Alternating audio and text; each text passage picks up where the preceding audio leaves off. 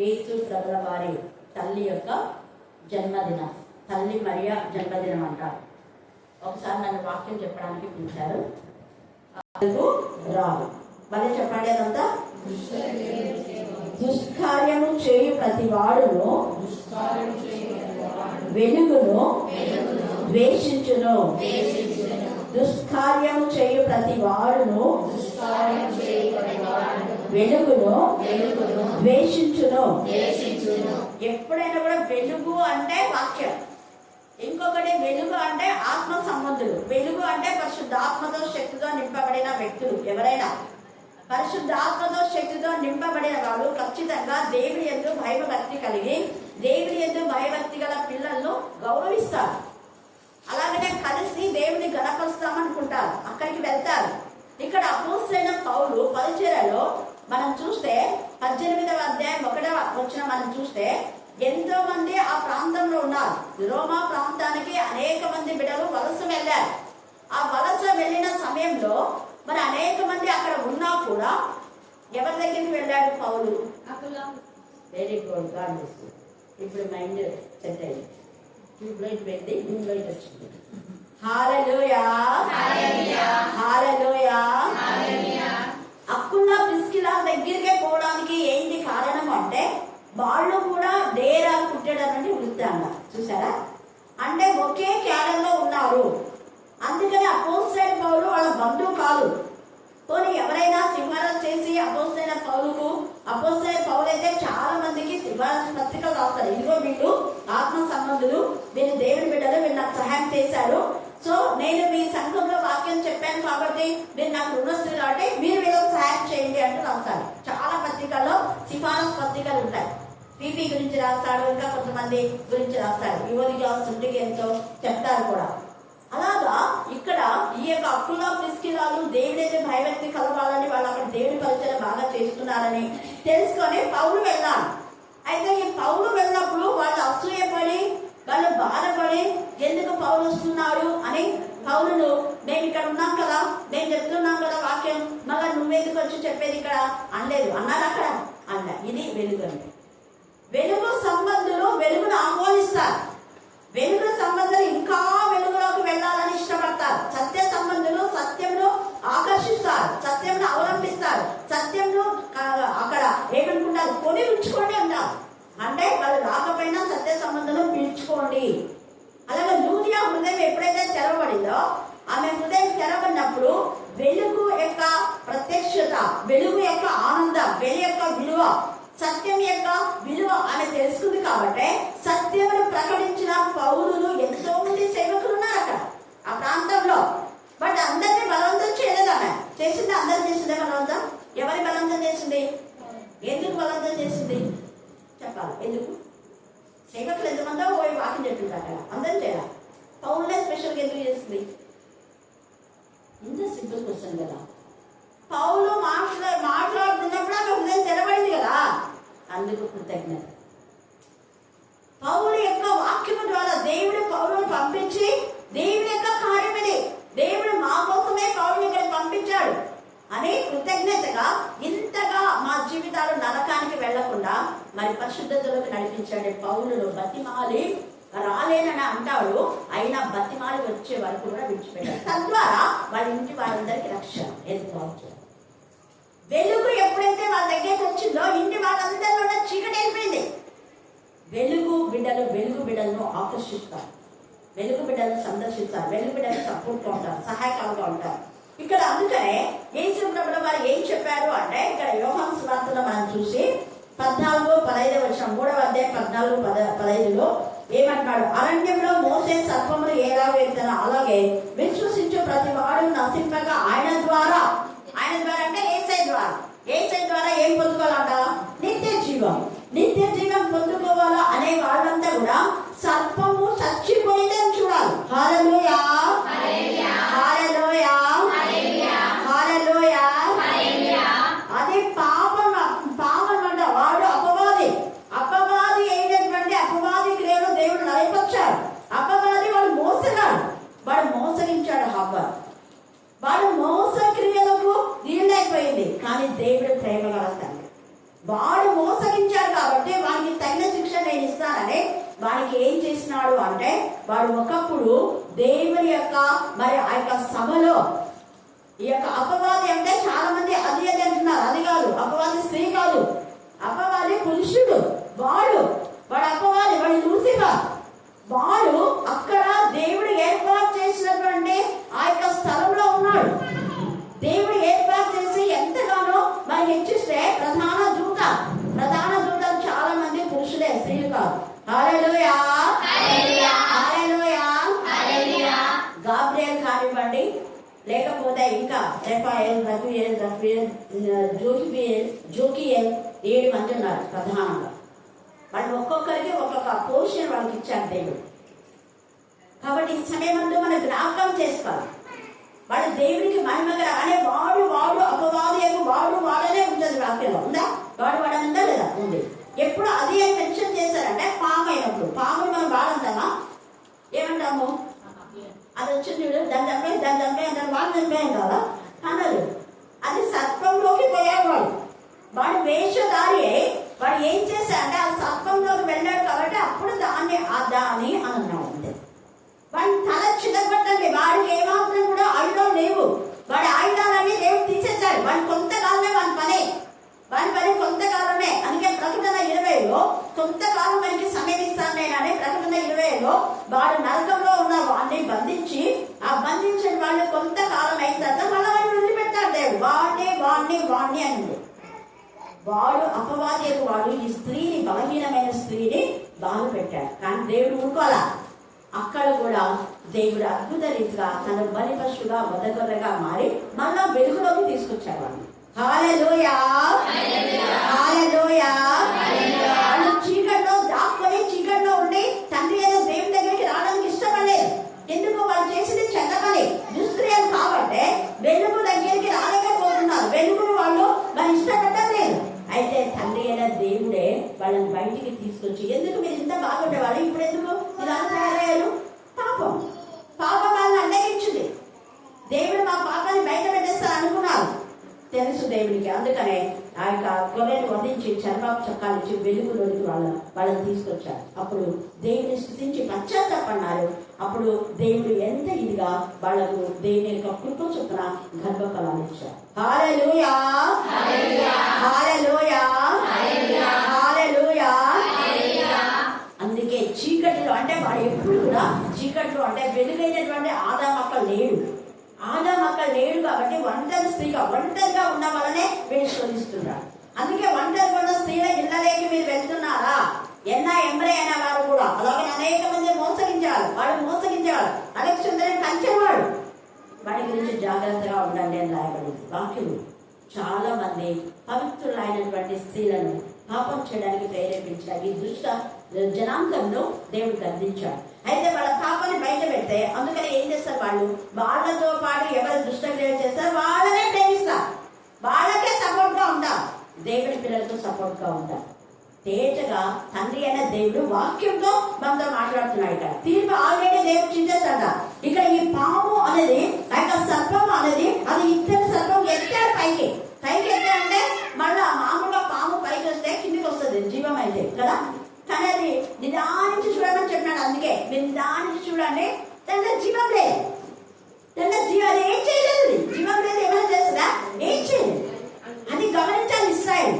అందుకనే ఎవరైతే ఆ మోషే సర్పం ఒకసారి కలంగా అడిగిన విషయం, ఆ మోషే సర్పమును ఆ కళ్ళకు ఎత్తినప్పుడు నిదానించి ఎవరైతే చూస్తారో అర్థం చేసుకుని ఇదేం చేయలేదు కదా అనుకున్న వాళ్ళు బ్రతికిపోయినా, నిదానంగా చూడని వాళ్ళంతా చచ్చిపోయారు. దీనికి అర్థం ఏంటంటే వాక్యంలో దైవజనులు చెప్పేది కరెక్టా కాదా నిదానించి చూడాలని.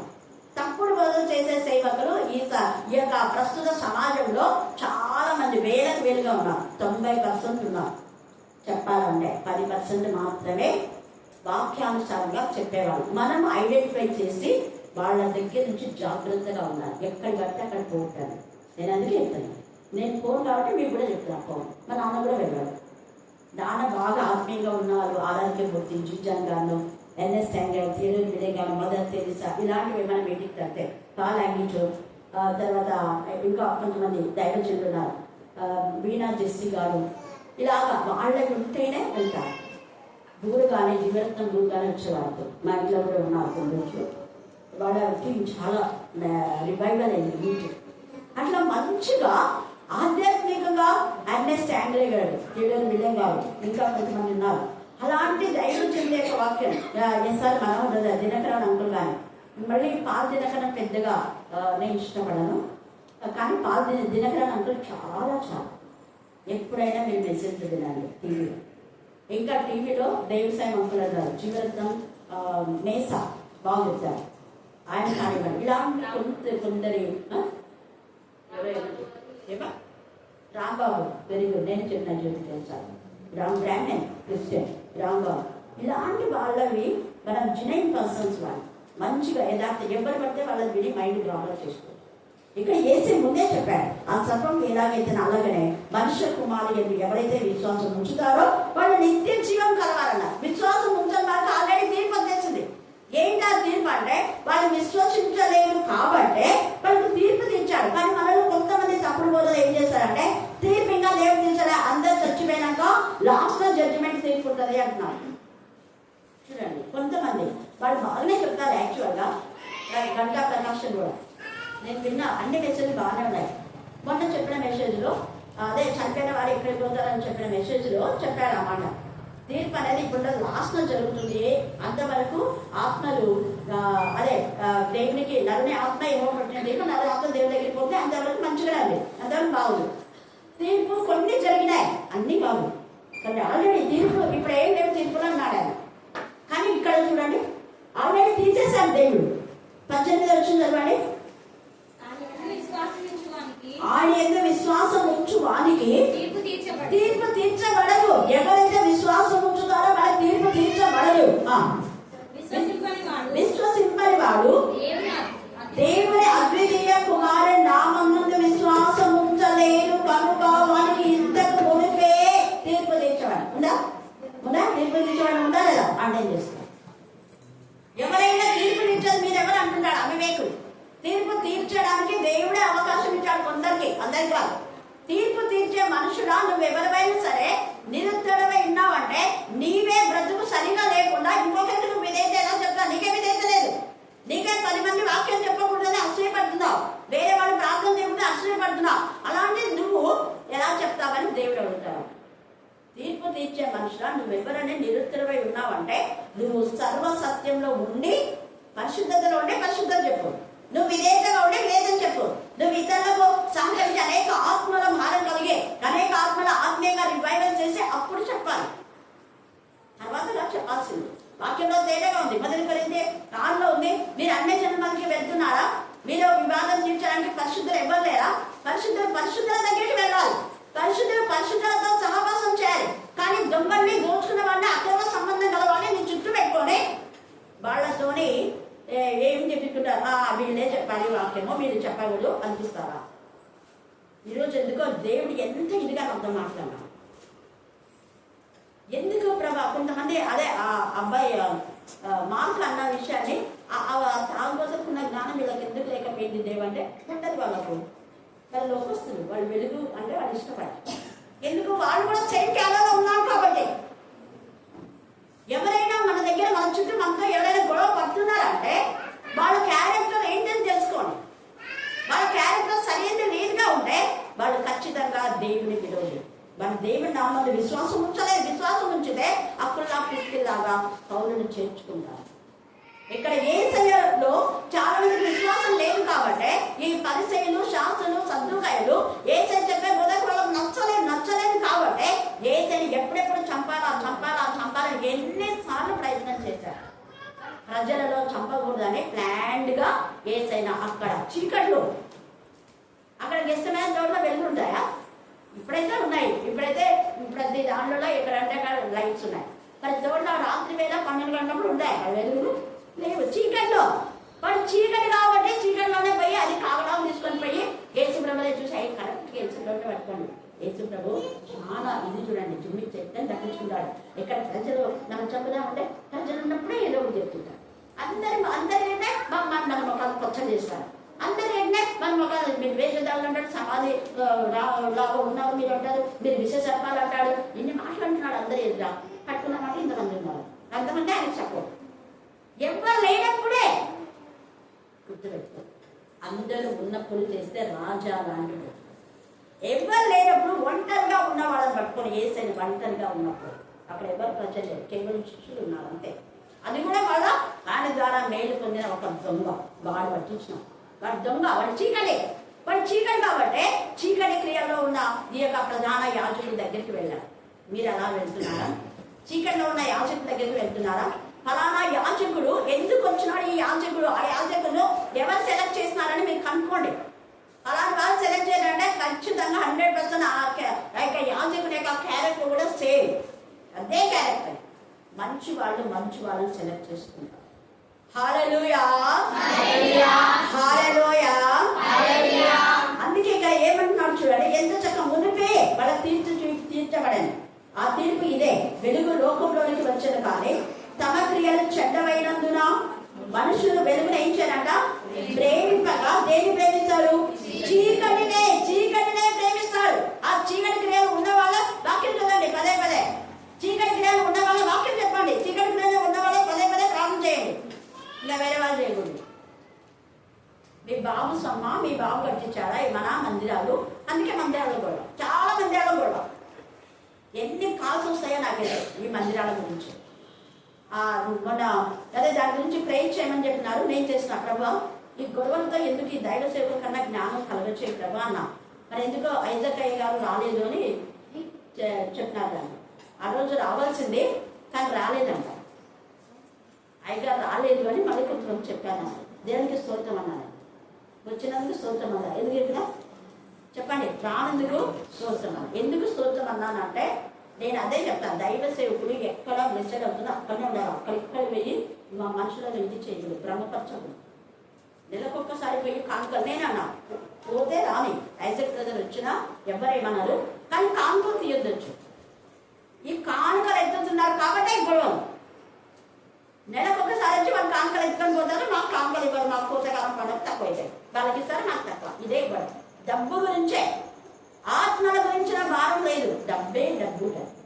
వీధి కుడికలు పెట్టండి, వీధి కుడికల్లో కానుకలు ఎత్తకూడదు.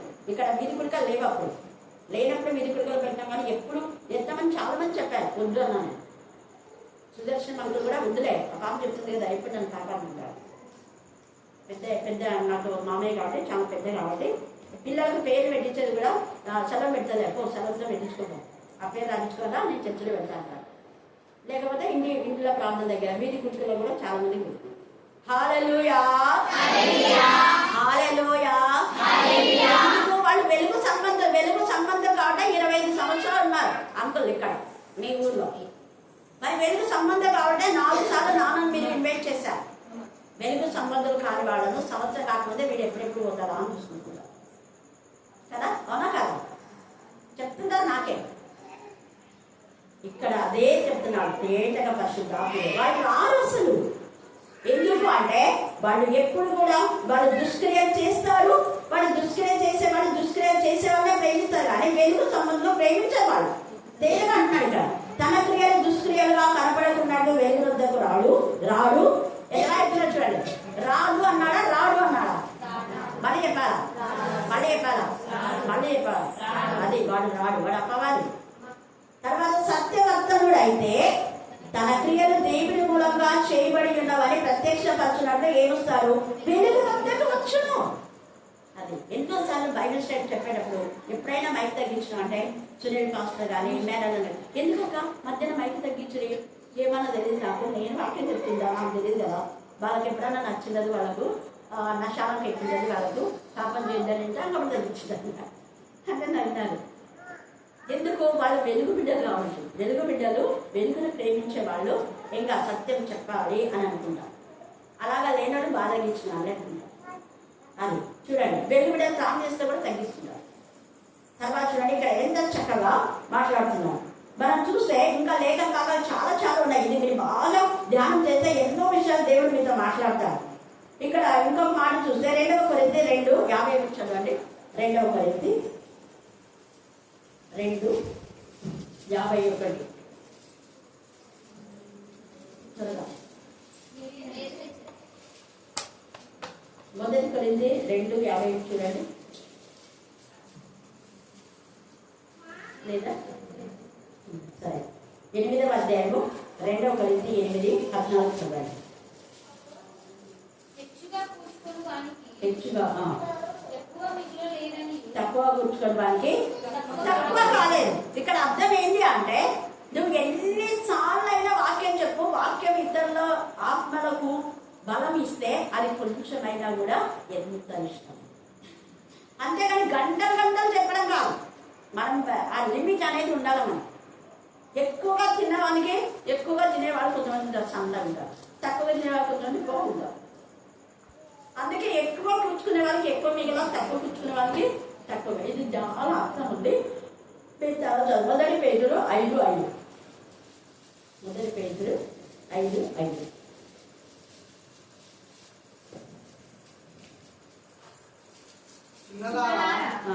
మీరు పెద్దలకు లోబడి ఉండి మీరందరూ ఎదుటి వాని ఎడల దీన మనస్సు అను వస్త్రము ధరించుకొని మిమ్మును అలంకరించుకున్నారు. ఎంత బాగా చెప్తాడు ఇక్కడ. చిన్నలారా పెద్దలకు లోబడాలంటే అస్సలు లోబడాలి. నేనేసిన వెంట్రుకలు సొగసైన కిరీట. మెయిన్ టీచర్ పెద్దది, మరి పెద్దదాన్ని గౌరవిస్తున్నారా సంఘాల్లో? ఆమె ఎన్ని సంవత్సరాలుగా దేవుని పరిచయం చేస్తుంది, గౌరవించారు. తేటగా వాక్యం అంటారు, మనం వాక్యానికి లోబడుతున్నారా? చూడండి ఎంత బాగుందో. వృద్ధులైన వాళ్ళని తల్లిలాగా భావించాలని ఉందా లేదా? ఉంది. తల్లి మరియా అంటారు. ఈరోజు తల్లి మరియా యేసు ప్రభుల వారి తల్లి యొక్క జన్మదినోత్సవం, తల్లి మరియా జన్మదినోత్సవం అని మాట్లాడుతూ ఉంటారు. కాబట్టి ఇక్కడ చాలా ఉంది, ఇంకా అది మీరు చదువుకోండి. మొదటి యోహాను 1:13. మొదటి యోహాను 1వ అధ్యాయం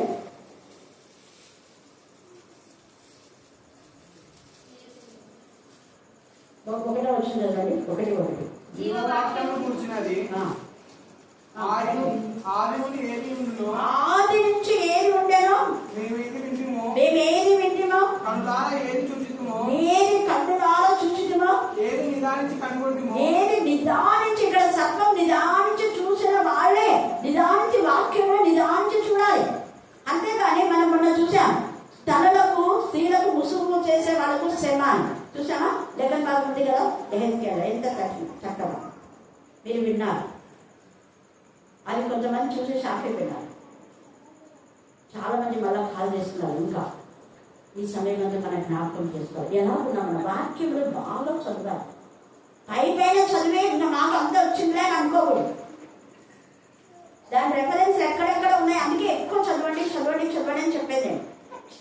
ఏదో ఒక వచనాన్ని పట్టుకొని వేలాడడం కాదట. అనేక మంది స్త్రీలు తలలకు ముసుగులు చేయిస్తున్నారు, వాళ్ళకు శ్రమ అని అప్పుడు రాశాడు. ఎందుకు శ్రమ అంటే, ఆ ముసుగులు వేసుకొని ఎంతమంది దేవునికి విరోధమైన పాపకారాలు చేస్తున్నారు. చీరలు వేసి నైటీలు వేసుకోవడం, నైటీలో వేసి డ్రెస్ వేసుకోవడం, డ్రెస్ చీరలు వేసుకోవడం. ఎందుకంటే అప్పుడు ఎప్పుడు డ్రెస్ కట్టుకునేదే చీర కాదు అని అంటారు. మాస్క్ వేసుకుంటారు, కళ్ళు ఒకటి కనపడతారు. ఎవరని ఏం తెలుస్తుంది, వెనకాల కూర్చుంటారు. బుర్రలో మంచి మంచి మనసులు ఏంటంటే వాళ్ళ అక్కను చెల్లెలా అంటారు. మంచి మనసులే వాడికే అడగతుంది, వాడికే చెల్లింది అంటారా లేదా? ఇవన్నీ జరుగుతాయని ముందే చెప్పాడు.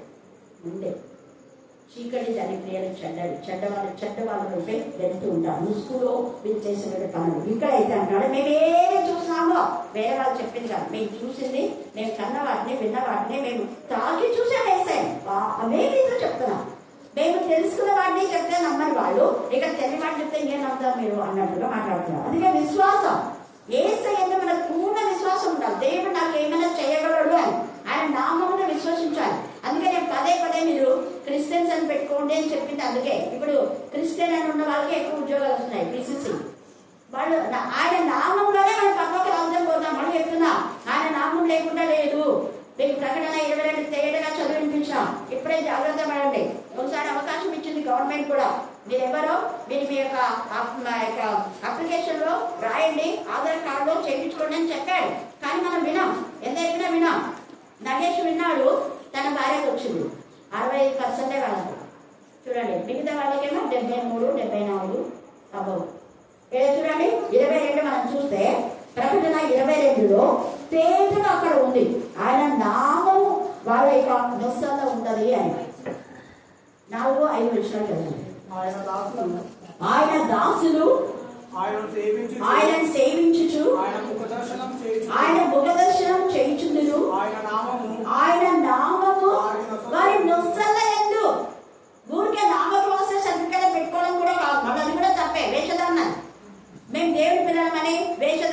అన్ని నగలు తీసేస్తే వేసాన కాదు. హృదయంలో అంతా పాపం పెట్టుకొని పైకి అవి అది వేసేదాన్ని. తెల్ల వస్త్రాలు వేసుకుంటే భక్తులు కాదు, నల్ల వేసుకుంటే మరి అపవాది కూడా కాదు. ఎంతమంది నల్ల సూట్లు వేసుకుని వాక్యం చెప్పలేదు, చక్కగా చెప్తున్నారు వాక్యం. కాకపోతే ఎందుకు పెట్టారో మరి నలుపన్నది పాపని వాక్యం ఎక్కడ చెప్పలేదు, మనం చెప్తున్నారు. రక్తము ఎరుపు ఈ పాపములు రక్తం వల్ల ఎర్రమైనా కెంపు వల్ల ఎర్రమైనా హిమంలాగా తెల్లగా చేస్తాడని యెషయా 1:18 తేటగా ఉంటే, ఇంత పెద్ద హైలైట్ అయినటువంటి కల్వరీ టెంపుల్ యొక్క సతీష్ బ్రదర్ గారు నాకు ఒక వీడియో పంపించినారు.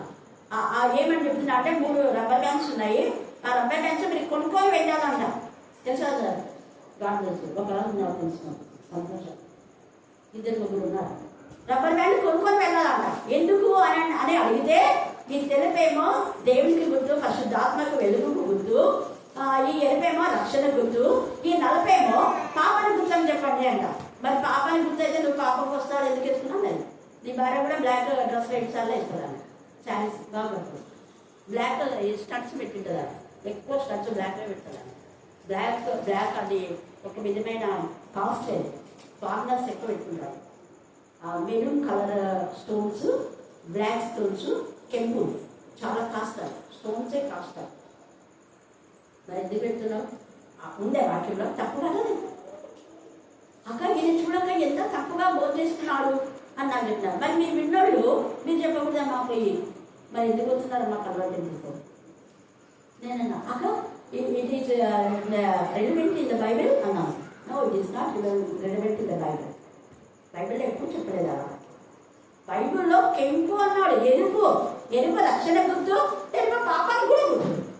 నీ పాపం రక్తంలాగా ఎర్రగా ఉంటే నేను తెల్లగా చేస్తానన్నాడు. అలాగనే ఎర్ర తొగలు దారము ఆమెను రక్షించింది. అలాగనే బ్లడ్ ఎర్రగా ఉంటుంది.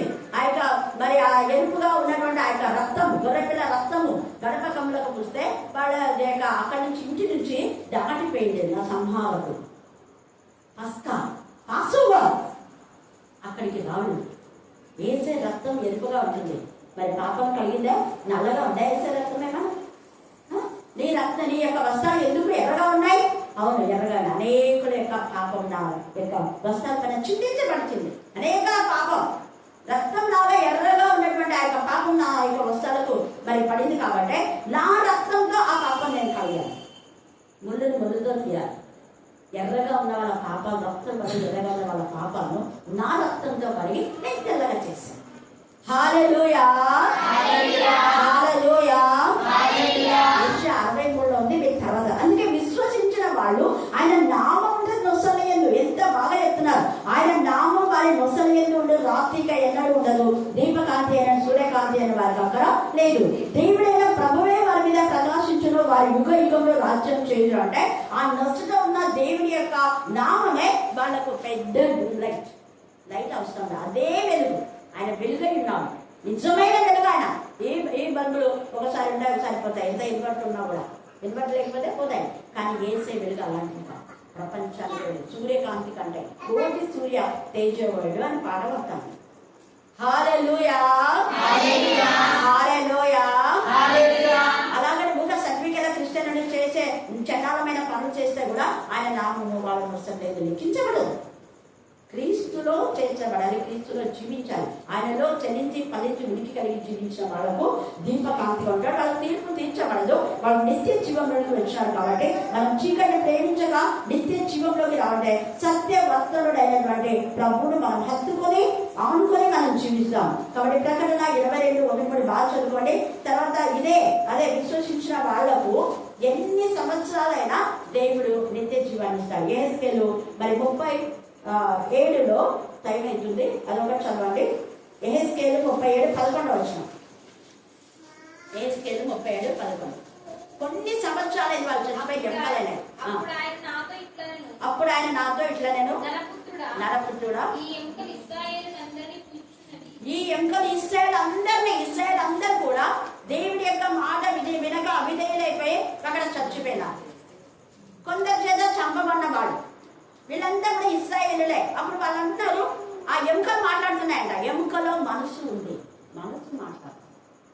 ఎముకలో అనుకున్నాడు ఏమని అంటే, అయ్యో మన ఆశ విఫలమైపోయింది, దాన్ని అని వాళ్ళు మాట్లాడుకుంటుంటే ఎన్నికలు మాట్లాడుతుంటే దేవుడు విన్నాడు. యెహోవా ఆలకించి అప్పుడు నరపుత్ర అయిన యెహెజ్కేలుతో చెప్తాను, నువ్వు పోయి ప్రవచనం ఎత్తే జీవాత్మ వచ్చినట్టు, జీవాత్మ జీవింపచే ఆత్మ. అందుకే తన యేసయ్య చనిపోతున్నప్పుడు తండ్రి నీ చేతికి నా ఆత్మను ఏం చేయాలన్నాడు, అప్పగించాడు. కానీ ప్రాణం ఏం చేశాడు, విడిచాడు. వాడి గురించి ఇంకోసారి చూడాలి. ప్రాణమేమో విడిచాడు, ఆత్మనేమో అప్పగించాడు. నరుని ఆత్మ ఏమో పెట్టిన దీపం, అది దేవుని చదివిపో. చనిపోయిన వాడికి ఎక్కడ అనేది మరి ఇంకోసారి చూద్దాం. దేవుడు ఈ లేఖన భాగాన్ని దీవించి ఆశీర్వదించుగాక. ఆమేన్, ఆమేన్, ఆమేన్. ఈ సమయం చివరి ప్రార్థన, జ్యోతి మనం ప్రార్థన.